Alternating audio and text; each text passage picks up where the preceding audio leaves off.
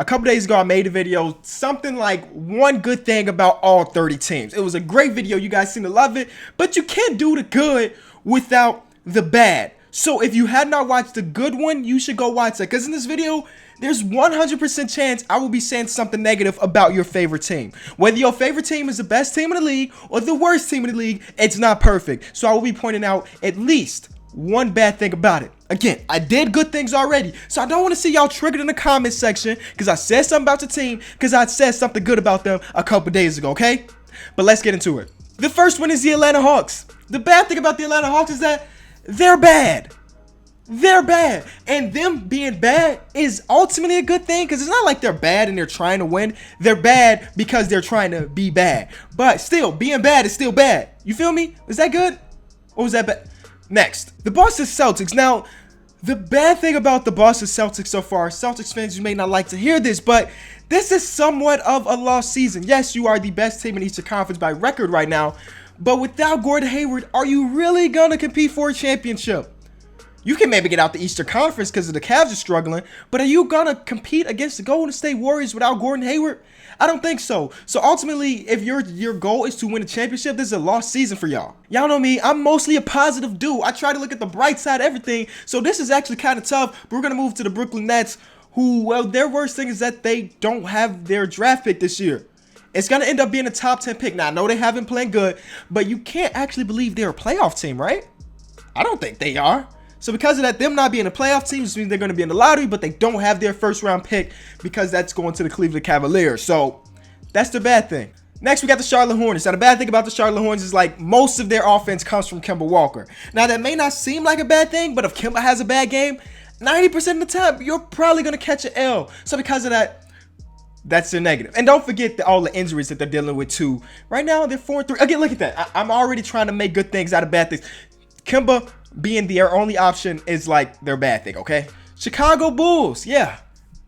I only can say one bad thing, right? So, okay, I'll pick the bad thing that your front office is ran by a bunch of idiots. Yeah, a bunch of idiots. And not only that, the team is really bad, which could be similar to the Atlanta Hawks thing. Their team being bad may be a good thing for the future.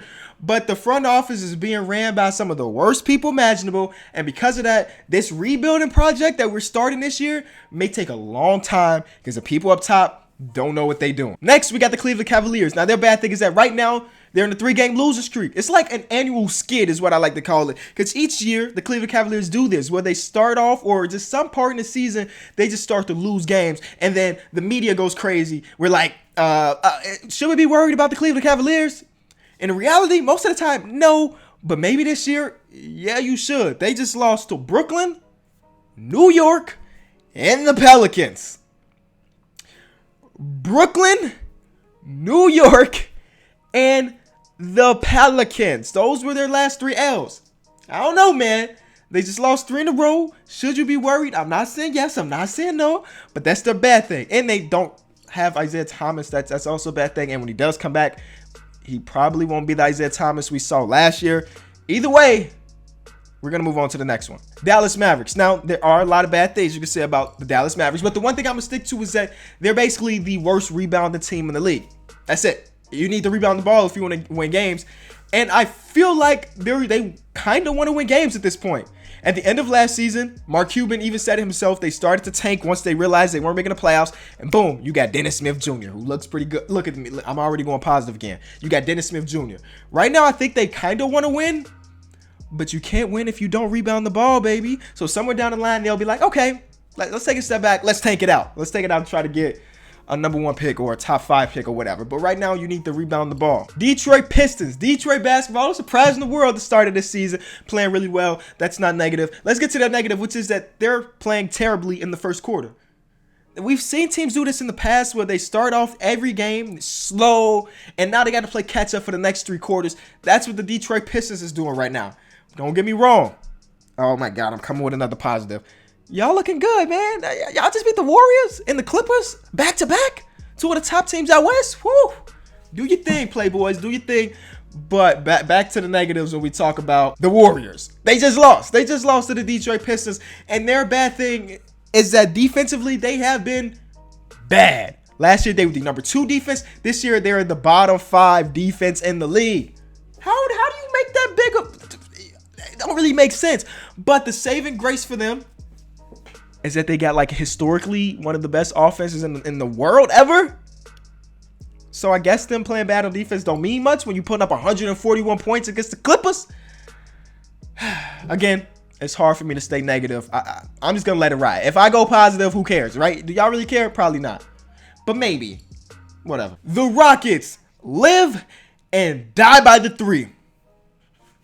Yeah, that's their negative. If they shoot the 3-point ball badly, well, they're going to lose the game. If they shoot less than 30% from the 3 that game, they're probably going to lose the game. It's just how they work. That's how they work. 3 is better than 2, so because of that, they shoot a lot of 3s. But sometimes if that 3 doesn't make 3 because you miss it, then you end up with 0, and 0 not going to give you a W, all right?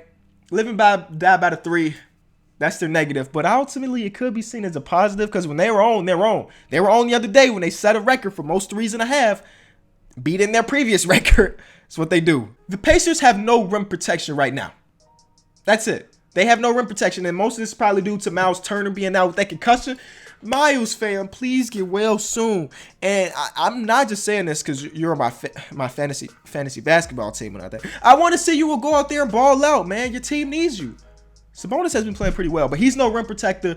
Miles Turner may not be the best rim protector, but he'd help the team protect the rim better than like one of the worst in the league. So block some shots down there. Do something. The Clippers, 2 of the biggest names in their team have been struggling. That's Gallinari and Austin Rivers. Both of them are starting off the season kind of harsh, which is, I guess you can live with it because they've been playing successfully and winning games. But eventually, you're going to need those players to step up and make more than just 30% of their shots, right? You need them to score the ball. Blake Griffin can't do it all by himself, guys. Somebody got to step it up. One of y'all two got to make it happen because Gallinari is supposed to be a big part of this team. And so far, he hasn't really done that. And they kind of need him if they actually want to contend, which they may have a chance to. The Lakers are the 2nd worst offense in the league. And a lot of this is due with the fact that they're running the heck out of that ball. Like, they have one of the highest paces in the league. So they're putting up a lot of shots. They're not falling. But ultimately, they get up like some of the most shots in the league. But if they're not falling, that still makes you the worst offense. So you're playing fast, but you're still not being efficient in the time you're playing fast. So because of that, that's their negative. Memphis fans, don't come at me for this, but God, is it boring to watch your team play. It's slow basketball, and they're great at it. They win a lot of games this way. But man, I mean, I'm not watching Memphis Grizzlies play unless I have to. To be honest with y'all. It sucks to watch them, but if you get in a W, don't switch it up.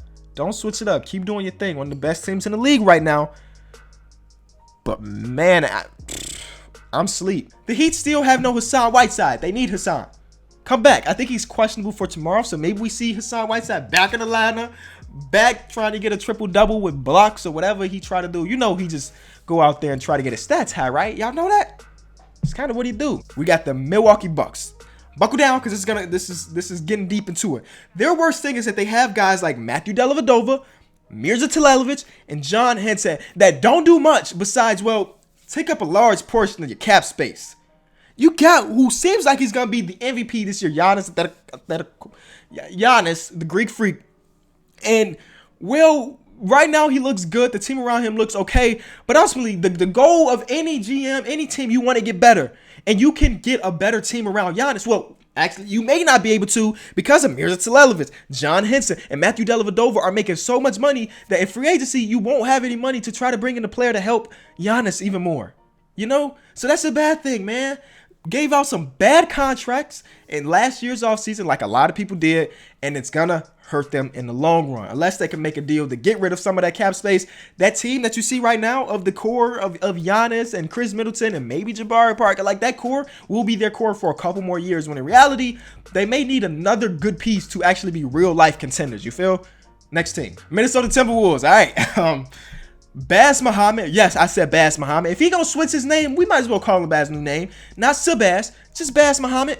He has been struggling. I thought this was gonna be a year that he's gonna actually have to play a lot better, because if you think about that team, they made the deals to pick up Jimmy Butler. They made the deals to pick up Jeff Teague and Todd Gibson, the free agency. But ultimately, their bench is not that great. They got Jay Crossover, who is still the man, but they needed guys like Baz Muhammad to step up. And so far, he's been struggling. You need that from your bench player, especially when you want to contend. So hopefully he can step up. He's actually playing less minutes this year than he did last year, which is not good. But hopefully he can get the trust of Thibs and actually play well, because they're going to need it. The New Orleans Pelicans.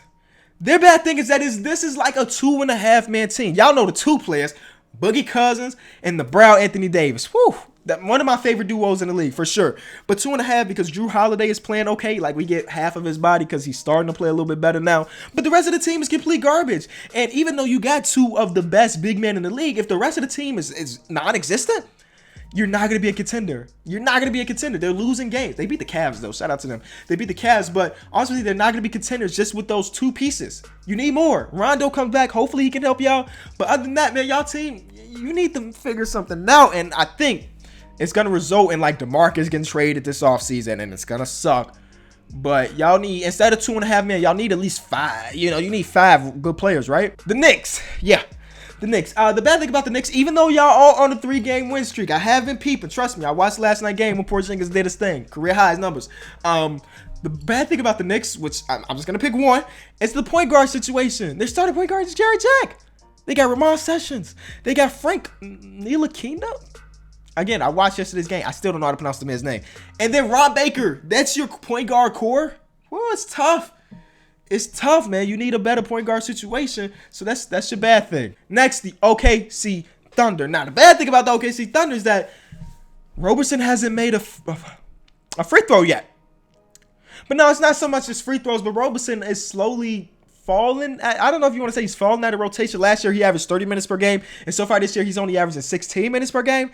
That's a huge dip. And because of that, his productivity has gone down. He's not averaging the steals that he did. He's not averaging the blocks. Free throws, he's never really was the dude. But his productivity has gone down. And I think they paid him this offseason hoping that he would still be a big part of this team.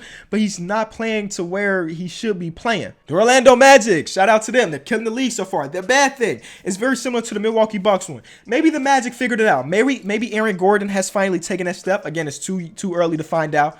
Evan Fournier has been playing out of his mind. Nikola Vucevic has been playing out of his mind. So let's say you got that core 3. That's your core moving forward. But the thing is, even if they wanted to go out and get another piece of free agency this year or next year to try to get that core even better, they can't. Because of guys like Bismack Biyombo, who's making $17 million this year, next year, and 99% chance he'll be making it the year after that because he's got a player option. And if he doesn't accept that money, he's sleep. So because of that, a lot of their cap space is tied into that player that they don't have the cap space to make a move to hit that next point. It sucks for them. So that's their bad thing. The 76ers, your bad thing is the whole situation with Markelle Fultz. How did you mess this up, Philly? How can you mess this up? First of all, well, you knew something was wrong with the man. Even though you did the x-rays, you did all the tests, it didn't seem like anything was wrong with it. If the guy is telling you something's wrong with his shoulder, you should probably believe the man. It's not like he has a reputation of trying to fake injuries or anything. He's a rookie coming to the league, your first overall pick. You should be, well, I know people don't like this, but if your first overall pick is telling you that he's hurt, you should probably sit him out. And they didn't do that to start the year. He played a couple games and he looked terrible. And because of this shoulder injury, they said he's got some muscle, something, nothing too super serious, but he's out for 3 weeks. And then the front office of the Philadelphia 76ers are trying to blame it on Markelle Fultz, saying if this man did never change his jump shot, then his shoulder will be fine. And then Markelle's like, dude, chill. My shoulder has been hurting, and that's why I changed my jump shot. So the whole situation is kind of bad. So that's your bad thing. Just manage your players and your injuries just a little bit better. The Suns still have Eric Bledsoe on their roster. He's not on the team, but he's on the roster. Make the deal. Just do it. Just do it. I know teams are calling your phone. Just answer the phone. Make the deal that helps your franchise. I know it's something out there. Teams want him. He is legitimately a good point guard. Like, contending teams can use a guy like Eric Bledsoe who even though even though Lonzo got the triple-double on him, and even though the Portland Trail Blazers threw up like 150 points, whatever they scored in that open night game, he legitimately can play defense. He just hasn't had a reason to play. He's played for the worst team in the league. And then last year, I'm rambling. Last year they told him to go home. You're done for the season when he wasn't really injured. So why would he come back this year and actually give his 100% heart? Come on now. Send him to a contender team, he'll actually play. I guarantee you he'll play and play well. But make the deal to help your team out and get him off the roster. Stop paying them. The Trailblazers, now it's actually pretty hard to find some for the Trailblazers because they have like a top 10 offense and defense so far this year. But only thing I can think of is that Damian Lillard has started off pretty slow. That's it. He started off slow. I don't think this is going to last long, but that's the bad thing for now. He just started off slow. It's Damian Lillard. He'll end up averaging 25 points per game anyway and shooting efficiently. He just hasn't done it so far. That's it. The Kings gave George Hill a 3-year, $57 million contract, and the rookie De'Aaron Fox looks better than him. That's, if you ask me, that's a huge negative. You paid this much money for a point guard and he don't even look like the best point guard in your team. It could be positive because you're like, oh, De'Aaron Fox is looking good. But no, you got to think about it. This guy's in a contract for 3 years. I like George Hill too. He just hasn't really been playing well. And then he hasn't even been taking jumpers. I think he's taken legitimately taken 3 open jumpers so far this year. The rest have been contested or in the paint, whatever. 3 open jumpers in 7 games as your starting point guard getting 30 minutes per game. I don't like the way that sounds. I don't know if that's George Hill or the offense they run it, but not a fan of it. The Spurs are on a 3-game losing streak. I was praising them in the last video, like, yo, they don't got Kawhi Leonard and they don't need Kawhi Leonard. They need Kawhi Leonard, y'all. They need him. Defensively in those last 3 games, they look terrible. Kawhi Leonard, defensive player of the year. Bring him back. Get healthy, Kawhi. Come back and help your team win more games. The Raptors don't have any 3-point shooting. They don't have any 3-point shooting. DeMar DeRozan not going to shoot the 3. Kyle Lowry, he'll shoot it, but he's not super efficient with it. The only guy I can think of that's actually 3-point shooter on the team is CJ Miles. They just don't have a 3-point shooting. And maybe that's not a super negative because they still win the games without it. But somewhere down the line, they're going to need to make some threes. And they got to figure that out before that time comes. The Jazz don't have any offense. Still a top 5 defense like we thought they were. But the offense, golly, the offense is trash, dog. This is one of the teams I was really looking forward to watching. I watched the first 2 games. I was like, third game, somebody else is playing that's better, that I can actually sit here and watch. Offensively, they struggle, but they make up for it on the defensive side of the ball, and maybe that's your forte. For me, I'm not watching them no more. Well, I'll still watch them sometimes, but it's not my priority to watch the Jazz play anymore. And last but not least, the Washington Wizards. Negative thing I can say about them is that John Wall hasn't really started off hot. He's been struggling. He's still averaging 21 points per game. He's just not shooting super efficiently with it. And you know, it's John Wall. He'll figure it out. It's John Wall, so don't be panicking. But that's pretty much it, boys. That's all 30 teams, at least one bad thing about it. And again, it was tough for me. As you can see from watching this video, I still, even with the negative, I had to give one positive with it because I'm a positive dude. I can't help it. I can't be a negative Nancy or a negative Nate because I'm a guy. It's just not in my heart to be a negative dude. So thank y'all so much for watching. Again, 100% chance I said something negative about your team, but hopefully you enjoyed the video. If you did, be sure to leave it a like. So we did the good, we did the bad. Next time we do it, it's gonna be the ugly. Happy Halloween, fellas. Hopefully go out and get all the candy you want, or go to all the parties, do whatever. If you want to see Jigsaw, whatever, hopefully you have a great time. I'll be sitting here working on new videos.